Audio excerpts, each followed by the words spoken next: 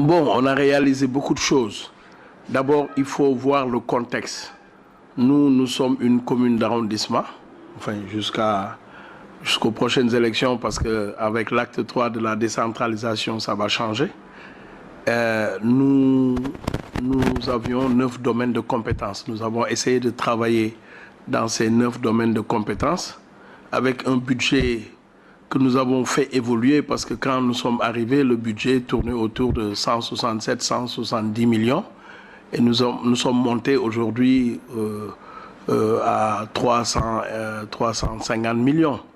Donc pour les réalisations, nous avons beaucoup plus axé nos réalisations dans le domaine social. D'abord au niveau éducation, qui est une compétence transférée. Nous gérons les écoles élémentaires. Nous avons purement et simplement supprimé les frais d'inscription, les achats de fournitures, et donc aucun parent d'élève ne paye les frais d'inscription. Et les fournitures scolaires sont données à 100% par la mairie à tous les élèves, et les besoins sont déterminés par les enseignants en disant pour toute l'année scolaire, nous avons besoin de X cahiers, X crayons, X craies, X, etc. Et donc, c'est à partir de ce besoin exprimé par les enseignants que nous faisons la commande. Et cette commande est livrée dans la première semaine de l'ouverture des classes. Donc, en dehors de cela, bon, je pense qu'avec l'accompagnement de la ville de Dakar, il y a le lait à l'école, il y a les blouses à l'école, il y a la santé à l'école. Ce qui fait que vraiment au niveau de l'école, tout est complet pour les enfants. Comme on dit, on demande aux parents de laver les enfants et de les mettre en chemin pour aller à l'école. En dehors de cela, nous, au niveau de la mairie, nous avons recruté du personnel pour faire le ménage au niveau des écoles, le nettoyage. Nous avons aussi la prise en charge des gardiens.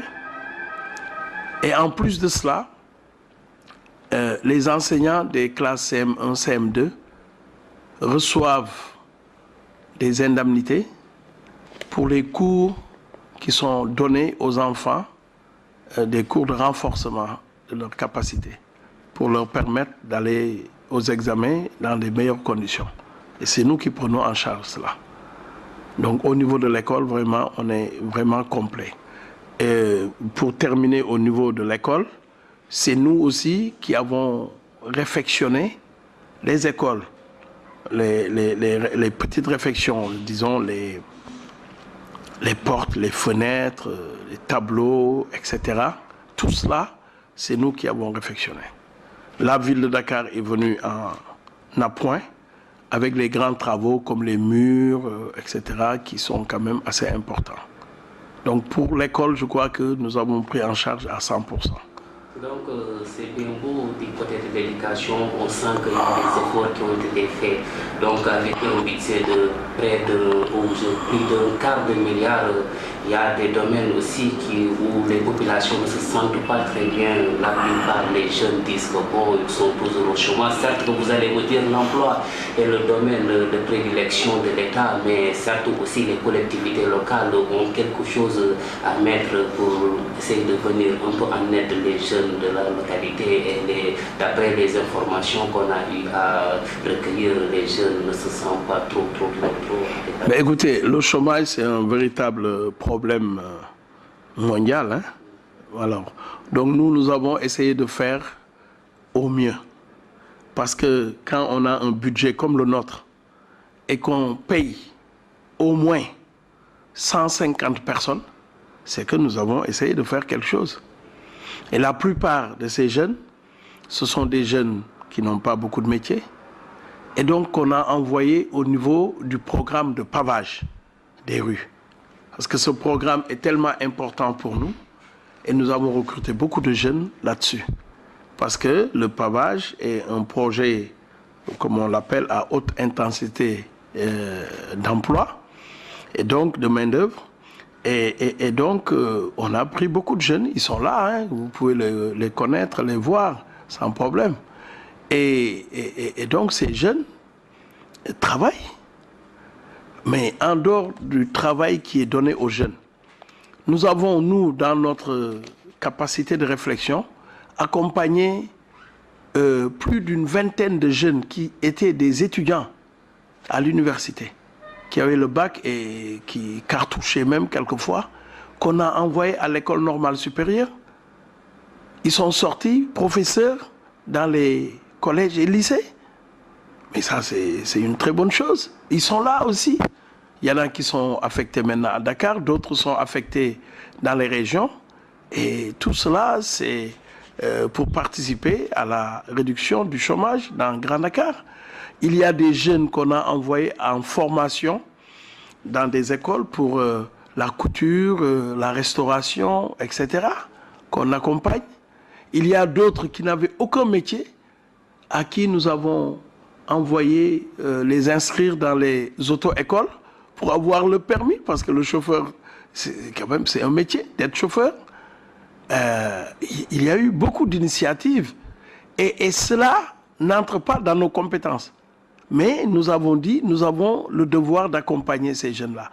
Et c'est pourquoi quand vous venez dans nos manifestations, vous voyez énormément de jeunes. Les autres n'ont pas ces jeunes-là.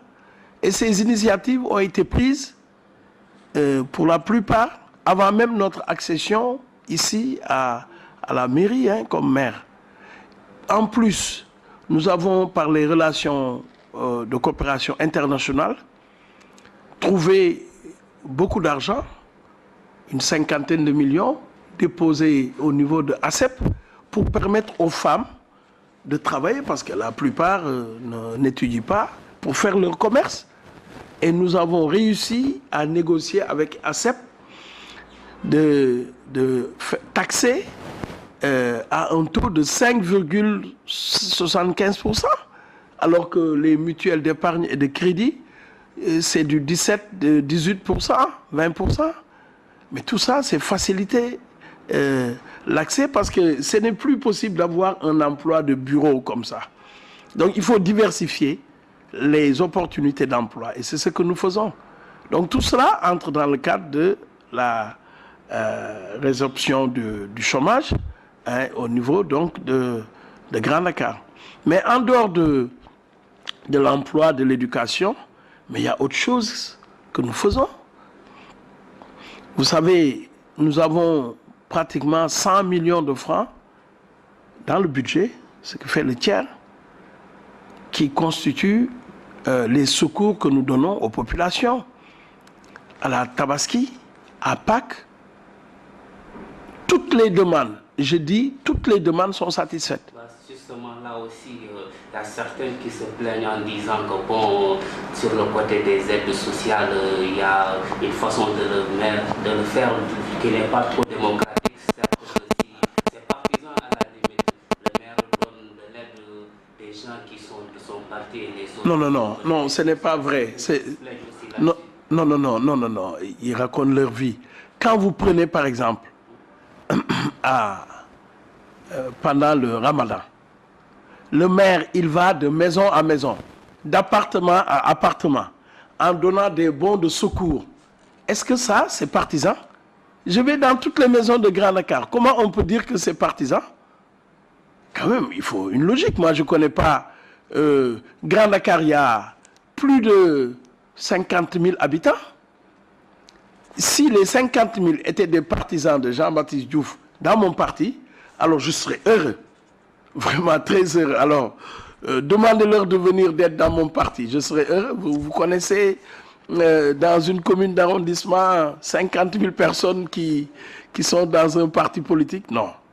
Ça, ils racontent leur vie. Mais je vous dis, pour le Ramadan, je vais dans toutes les maisons. Donc, ce n'est pas partisan. Vraiment. Pour les Tabaski, pour les fêtes de Pâques, ce que je dis est clair. Tous ceux qui font leurs demandes, tout le monde qui fait la demande obtient. Maintenant, c'est vrai, on a essayé de catégoriser les demandes. L'imam, je ne vais pas lui donner le même montant un jeune qui a 20 ans ou 25 ans. Les notables, je ne vais pas leur donner le même montant qu'un jeune. Mais toutes les demandes sont satisfaites. Je dis toutes les demandes, aussi bien pour les musulmans à la Tabaski que pour les Pâques, toutes les demandes. Moi, je ne fais pas la distinction de qui est dans mon parti, qui ne l'est pas dans mon parti. Donc aussi, nous abordons aussi deux points beaucoup plus importants aussi, à savoir l'assainissement et l'éclairage public.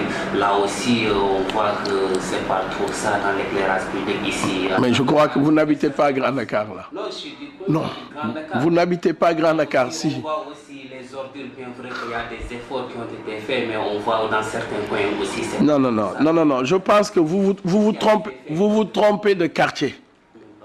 Vous vous trompez de quartier, parce que Grand Dakar... Parce qu'on a rencontré les populations... Non. Les populations, vous savez, les populations, vous avez rencontré des gens qui sont contre nous et qui racontent ce qu'ils veulent. Écoutez-moi, si vous voulez, je vous lance un défi.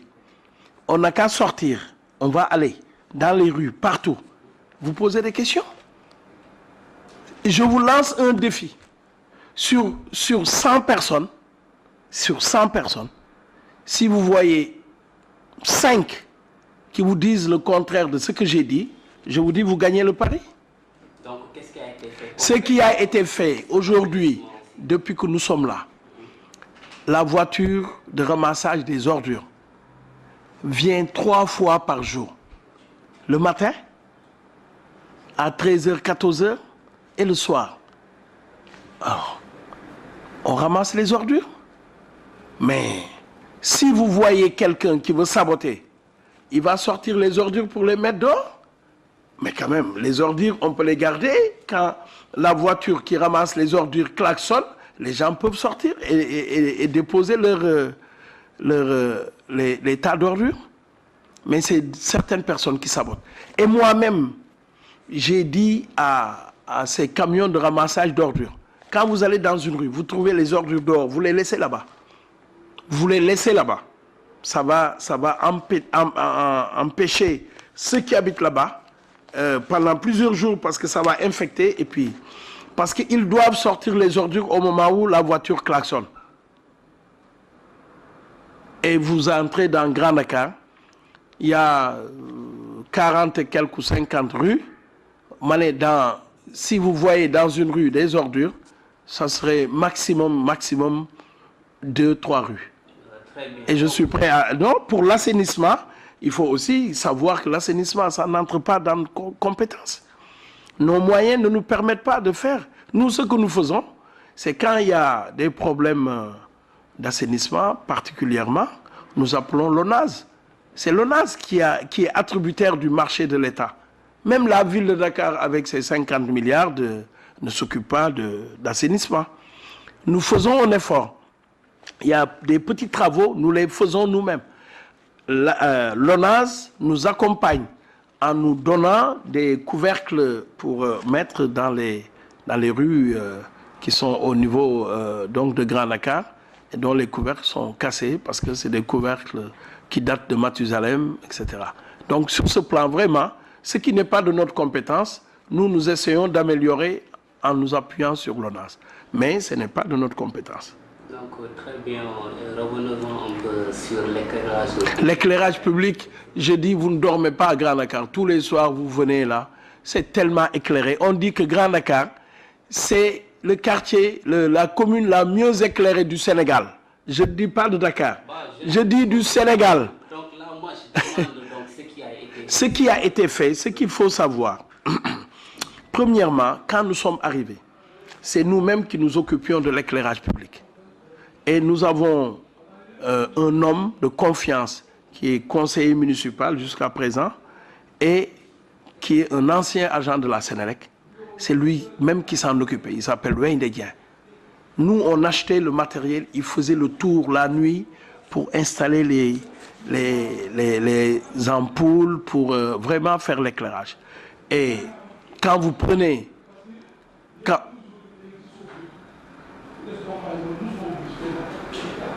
Quand vous prenez un quartier comme Taïba, Quand vous prenez un quartier comme Taïba, Taïba, depuis 1949, existe.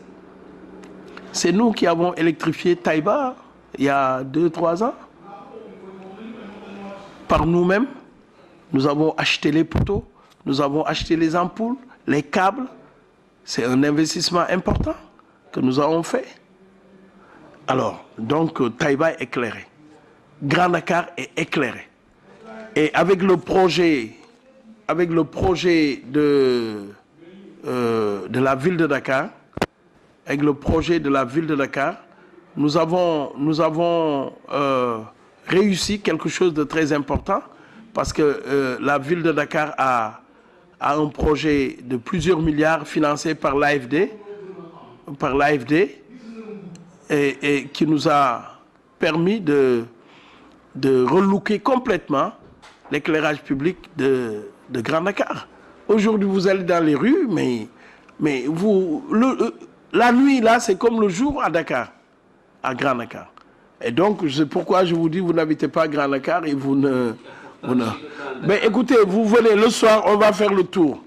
Je vous promets, là aussi, je vous lance un défi. Et je suis sûr que je gagnerai ce défi. Donc, vous avez fait 5 ans de mandat, vous avez réalisé beaucoup de choses, comme vous venez de l'évoquer. Donc qu'est-ce que vous n'avez pas réussi à faire pendant ces 5 ans et que vous avez voulu faire, ça serait quoi? Oui, disons que ce qu'on aurait voulu faire, vous savez, tout est fonction des ressources. Nos ressources sont limitées. Et nous, le budget de 300 millions, nous arrivons même à faire un recouvrement de 90-95%. Donc c'est des budgets réalistes. Et en 2012, nous avons même réussi à avoir un excédent budgétaire de 50 millions. Et en 2013, nous avons réussi à avoir un excédent budgétaire de 13-14 millions. Ça, c'est important, des efforts que nous faisons par rapport à notre budget. Simplement, ce qu'il faut regretter et qui peut être un atout avec l'acte 3 de la décentralisation, c'est des investissements. Parce que nous aussi, les investissements que nous pouvons faire sont limités. Nous avons un pourcentage, à peu près 10% d'investissement à faire sur notre budget. Quand vous avez 300 millions, un investissement, c'est 30 millions. Hein. Mais malgré ça, nous avons réussi. Parce qu'à Taïba, nous avons fait un investissement parce que Taïba n'est pas assaini. Nous avons construit des box pour les toilettes à Taïba d'une valeur d'une dizaine de millions. Ça, c'est un bon investissement. Le maire que je suis, depuis 2009, a toujours utilisé sa voiture personnelle. Je n'ai jamais acheté de voiture. Mais mes voitures sont personnelles. Une voiture que j'ai en tant qu'adjoint au maire de Dakar, c'est ce véhicule que j'ai il y a 1 an. Et ce véhicule même, je l'avais affecté à mon adjointe, la première adjointe. Vous savez, c'est pas ça. Moi, mes ressources me permettent d'avoir mes moyens de transport. Dakar a un maire très riche là. Hein? Très riche, c'est quoi la richesse? Je ne suis pas milliardaire comme ceux-là qui sont poursuivis dans les... Parce que quand vous dites le Grand Dakar a un maire riche, et attention, ils vont croire que j'ai pris dans l'argent de la mairie pour... Non, je n'ai jamais bénéficié d'avantages particuliers. Même mes indemnités sont redistribuées aux populations. C'est pour vous dire simplement que je ne peux pas m'enrichir de la mairie. J'ai travaillé dans ma vie, j'ai réussi à avoir certains biens et puis qui sont les miens, c'est tout. Donc je ne profite pas de la mairie. Monsieur le maire, donc, puisque vous voulez être réélu, quelles sont vos perspectives pour l'horizon 2014-2019 une fois que vous serez réélu? Les perspectives dépendront exactement de ce que nous allons recevoir comme ressources au niveau de l'acte 3 de la décentralisation. On a parlé de transfert de ressources. Il y aura transfert de ressources, il y aura sûrement transfert de charges. Il faut qu'on sache comment cela sera équilibré pour pouvoir dire qu'est-ce qu'on peut faire. Aujourd'hui, je ne ferai pas comment on appelle ça, je je ne ferai pas de, comment on dit encore, de perspective, parce que je ne sais pas ce que je vais recevoir. Parce que, vous savez, quand un homme politique fait des promesses, les gens notent, vous avez fait telle promesse. Vous avez des projets une fois que vous serez réunis? J'ai des projets, mais les projets dépendront exactement des ressources qu'on va recevoir. Vous savez une chose, nous à Grand Dakar, ce que j'ai pu faire, c'est ce qu'on appelle le PIC, le plan d'investissement communal. Ce plan a recensé l'ensemble des besoins de Grand Dakar. Voilà. Et ce PIC, c'est quand on l'a fait, on est à presque 2 milliards d'investissements. Est-ce que nous aurons ces 2 milliards pour investir? Donc, tout est fonction de ce que nous allons recevoir. Alors donc, permettez-moi simplement de ne pas faire de promesses en attendant de savoir ce que je vais recevoir comme ressources. Sinon, si on tient compte du budget que nous avons, nous allons encore accentuer l'aspect social pour aider les populations, aider les étudiants. Vous savez, ce n'est pas de notre ressort, mais nous aidons les étudiants à acheter au moins des tickets de restaurant pour manger. Ça, on le fait régulièrement quand ils ont des manifestations pour l'amicale des étudiants de Grand Dakar. Mais nous donnons des participations. Nous les accompagnons parce que nous voulons qu'ils réussissent. Très bien, monsieur le maire, vous avez touché toutes les couches de la population, mais il y a une couche qui est très importante dont je n'ai pas entendu parler, ce sont les femmes. Mais je vous ai dit que les femmes, aujourd'hui, j'ai ouvert, par le biais de mes partenaires, un compte à ACEP, où il y a 50 millions de francs. Les femmes viennent prendre du crédit pour travailler. Parce que les femmes, la grande majorité des femmes, fait du commerce. Je vous ai dit, les intérêts, c'est 5,75%. Vous trouverez ça nulle part dans le Sénégal. Dans le Sénégal, je lance un défi. Vraiment, ce que je dis là, c'est clair et net. Vous allez dans les autres mutuelles d'épargne de crédit, quand ils vous font leur proposition, c'est au moins 15%.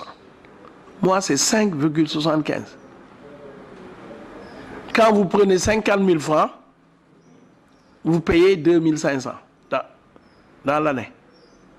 Dans l'année. Si vous le remboursez sur 10 mois, ça vous fait 5 100 et quelques francs, 5 000. Si vous prenez 150 000, multiplié, ça vous fait à peu près 7 500. Écoutez, ça, vous trouverez ça nulle part. Et ça, c'est réservé uniquement aux femmes. Nous avons négocié, dans le cadre de ce partenariat, une ligne de crédit disponible de 100 millions pour toutes les autres couches. Vous voyez, il y a beaucoup de menuisiers, de mécaniciens, etc. Dans Grand Dakar.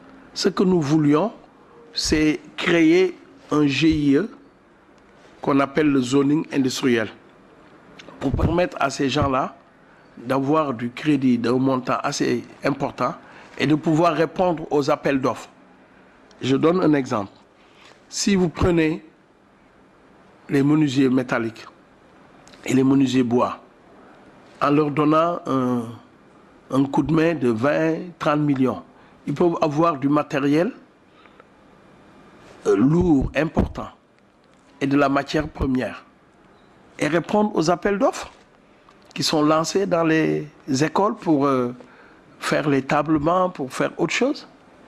Et ça, c'est important. Nous voulons les sortir de leur travail au quotidien, là, où ils gagnent 2 000 francs, 3 000 francs par jour pour régler les problèmes domestiques. On veut les pousser à des investissements importants. Tout cela, mais aujourd'hui, ces 100 millions dorment parce que tout simplement, nous avons nous-mêmes sollicité de l'État un agrément pour la création d'une mutuelle. Et pour cette mutuelle, nos partenaires m'avaient demandé de construire le siège. Le budget de Grand Dakar avait prévu d'acheter un véhicule pour le maire, 15 millions. J'ai demandé au conseil de transférer ces 15 millions et de construire le siège. Il est construit depuis 3 ans, mais depuis 3 ans, on court derrière l'agrément. Et ce que je dis, c'est à la télévision. J'ai même été voir le ministre de l'économie et des finances, M. Amadouba, pour qu'il nous accompagne pour ce projet d'obtention d'agrément. Mais jusqu'à présent, on n'a pas d'agrément.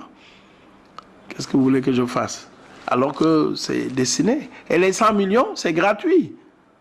Donc on aurait donné ça à des taux aussi faibles pour permettre à ces gens-là de travailler. Parce qu'on veut vraiment pousser les gens de Grand Dakar à être assez indépendants. Je n'ai pas parlé de la santé. Nous avons un centre de santé. Ce centre de santé, avec nos partenaires, nous avons amené un conteneur où il y avait des lits, des matelas, du matériel, un appareil radiographique et tout. Ces partenaires nous offrent des médicaments, de l'argent pour acheter.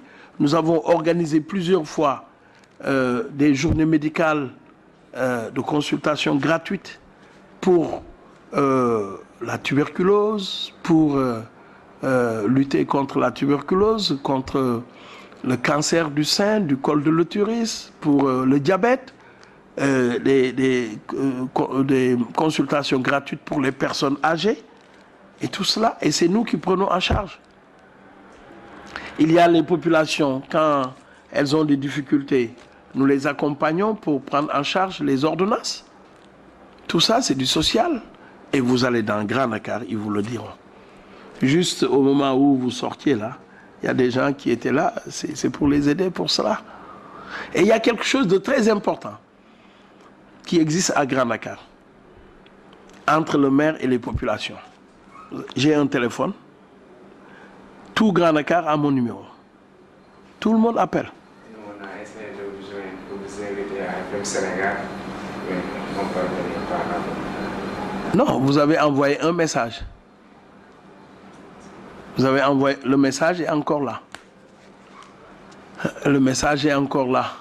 Je n'ai pas voulu répondre à ce message parce que c'est en fonction du programme de visite de proximité. Je ne peux pas me permettre de laisser. Et puis bon, quand vous savez, vous invitez pour des débats stériles, moi je n'y vais pas. Bah, c'est pas des débats stériles. Mais quand je dis débat stérile, c'est avec des gens qui sont stériles. Voilà. Alors, en dehors de cela, moi, personne ne prend rendez-vous pour venir me voir. Toute la population de Grand Dakar peut venir directement dans mon bureau, sans rendez-vous. Sans rendez-vous. Les gens viennent exposer leurs problèmes, on essaie de trouver des solutions. Ça, vous pouvez le vérifier, hein? Les gens viennent, ils s'assoient, il n'y a pas besoin de rendez-vous. Moi, je donne rendez-vous à personne. Ce sont des gens de la population qui ont besoin de voir leur maire. Aujourd'hui, nous sommes en période de campagne électorale. C'est nous qui allons vers les populations. Et eux, s'ils demandaient rendez-vous pour que je puisse les voir, est-ce que je les verrai? Non. C'est pourquoi j'ai dit tout est ouvert. Tout est ouvert. Voilà. On me faisait un reproche sur l'état civil. L'état civil, aujourd'hui, je vous dis, chaque jour, quand les gens viennent déposer leurs papiers, je dis chaque jour, nous rendons les papiers à 13h. Voilà, à 13h. Les signatures, de 11h jusqu'à 13h, le personnel fait le travail et on le rend. Il y a eu des difficultés dans le passé, qui n'est pas de notre faute directement. Bon, mais bon, ça c'est du passé, on change les données, c'est tout.